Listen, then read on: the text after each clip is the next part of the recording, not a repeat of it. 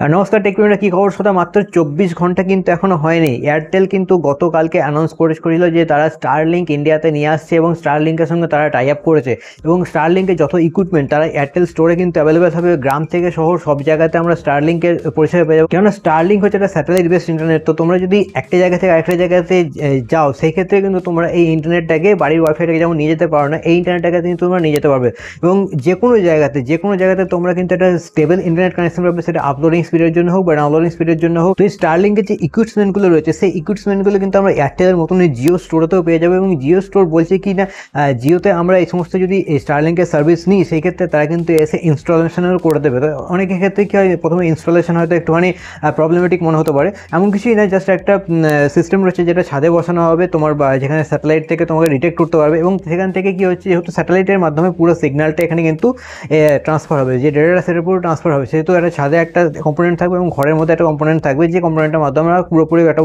Wifi hotspot zone করে নিতে পারবো এবং সেখান থেকে ইন্টারনেট ইউজ করতে পারবো। আর এটা যে পোর্টেবল, তোমরা যদি যে কোনো জায়গাতে যাও সেখানে কিন্তু সেই জায়গাটা নিয়ে যেতে পারবে। ধরো আজকে তুমি সাপোজ দার্জিলিংয়ে ঘুরতে যাচ্ছ, তো সেক্ষেত্রে কিন্তু আরামসে ইকুইপমেন্টটা নিয়ে গিয়ে তুমি সেখানে ইনস্টল করে দিতে পারবে এবং সেখানে আরামসে ইউজ করে নিতে পারবে। কিন্তু ছাদে কেন, ফাঁকা কোনো জায়গায়, ফাঁকা যদি কোনো মাঠ হয় সেখানেও তুমি কিন্তু ইনস্টল করে এটা আরামসে ইউজ করতে পারবে। তো এটা হচ্ছে স্টারলিংকের বেনিফিট এবং গ্রাম থেকে শহর সব জায়গাতে পাওয়া যাবে।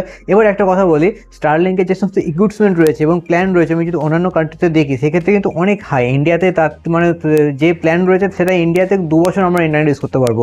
তো ইন্ডিয়ার মার্কেট যেহেতু একটা প্রাইস সেন্সিটিভ মার্কেট, সেই জিনিসটা কিন্তু স্টারলিংকে খেয়াল রাখতে হবে, নাহলে আদারওয়াইজ কিন্তু স্টারলিংক ইন্ডিয়াতে ফেল হওয়ার চান্স রয়েছে।